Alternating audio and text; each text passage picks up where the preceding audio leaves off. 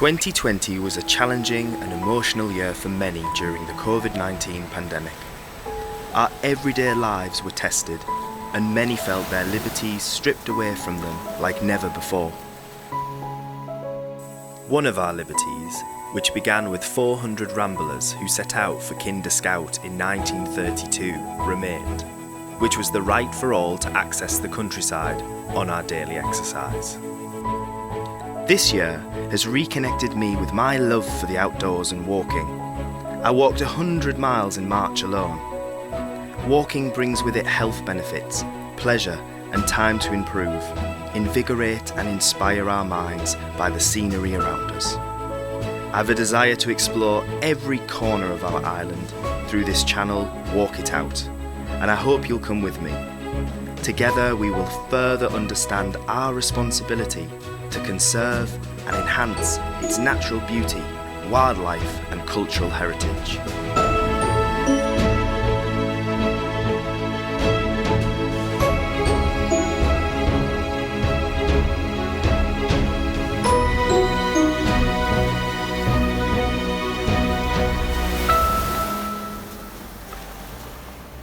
On this first episode, I share with you a place that is really close to my heart, with spectacular views that will leave you awestruck.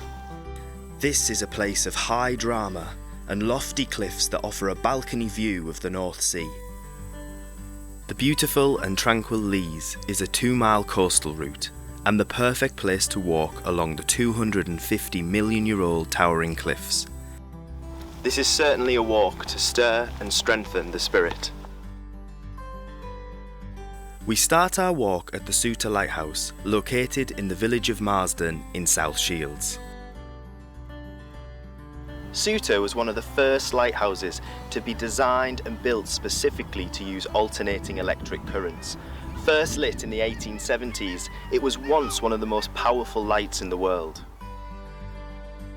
But with the development of GPS and satellite navigation, it was decommissioned in 1988 after 117 years of service to shipping in the northeast. The Souter Lighthouse also has a 2-mile saunter built in along some very easy terrain. However, by walking this site, we discover so much more than just a lighthouse standing on the coast. From point 1 on the map, we're going to walk our way along to point 4.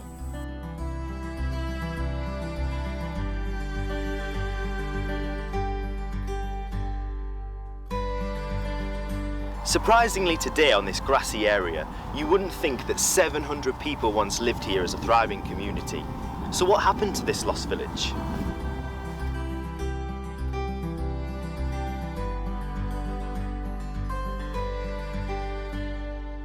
I'm meeting local historian Brian Hastings to find out more.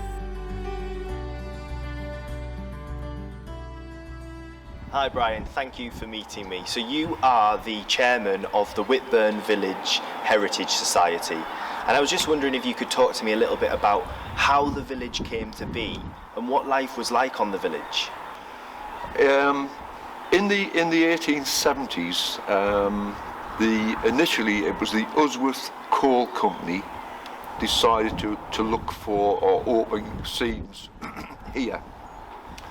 And eventually a company was formed called the Whitburn Coal Company. They decided to really go for it. There were quarries in this area. There were a number of quarries which had been quarried for many years. So the two worked hand in hand really. And once they'd established that that the coal mine could be successful, then the sort of village developed. Initially, many of the people who came to live here and the cottages were built were for quarry workers. Right. But as the coal developed, it became a coal mining settlement, you know. People came from far and wide. Many people came from County Durham and Northumberland. But in the early stages, there were a lot of Irish people came to live here. Right. My own paternal family came up from Norfolk. Mm-hmm. So there were people came and settled in this little community. The workforce at the colliery Obviously you had a lot of people lived in this village who worked at the colliery, but surprisingly by 1911 there were more people living in Whitburn Village itself who worked in the pit, and most of the workforce lived in South Shields. Right. The village itself was actually in the 1950s was classed as a Category D village, so they had already determined to take this village down before the coal mine closed. More and more people throughout the 1940s particular moved on to live in Whitburn. New people came in. There was an awful lot of people from South Shields came to live in this village, you know.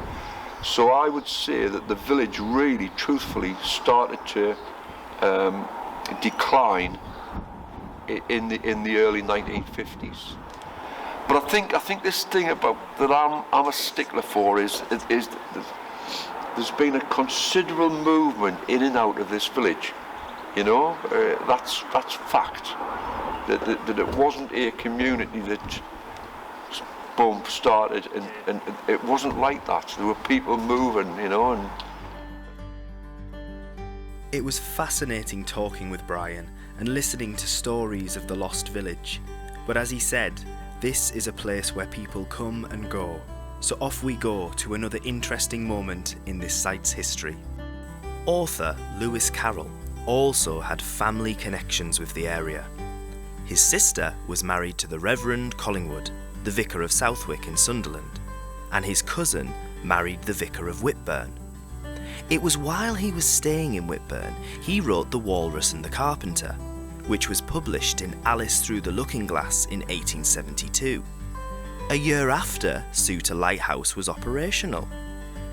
Was Souter Lighthouse's light shining in the night the inspiration for the second verse? The moon was shining sulkily because she thought the sun had got no business to be there after the day was done. "It's very rude of him," she said, "to come and spoil the fun." Maybe it's all a coincidence, but it'd be really nice to think it's true. We're now heading on a stretch that will see us cover from point 5 to point 9 and bring us back to where we began.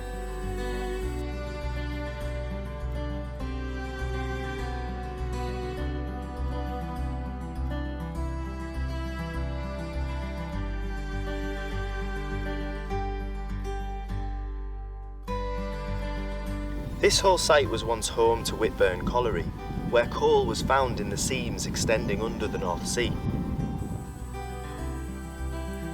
In 1898, this site alone was producing 2,600 tonnes of coal per day.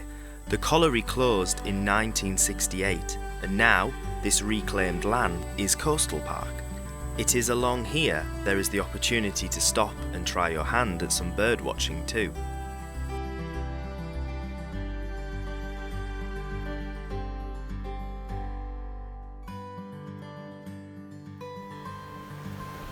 The coastline here, as pleasant as it seems between the River Tyne and River Tees, is the most dangerous around the British Isles, with 43.8 shipwrecks per mile.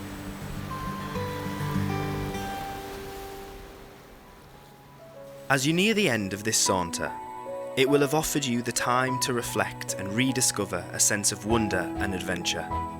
I feel a good walk always improves my own mental health and well-being. My mood and sleep quality also improve.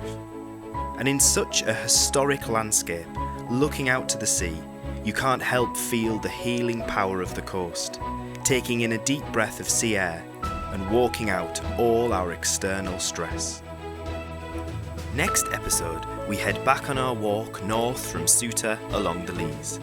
2.5 miles of magnesium limestone cliffs, wave-cut foreshore and coastal grassland. Don't forget to subscribe, and remember, all links and information to walking sites can be found below.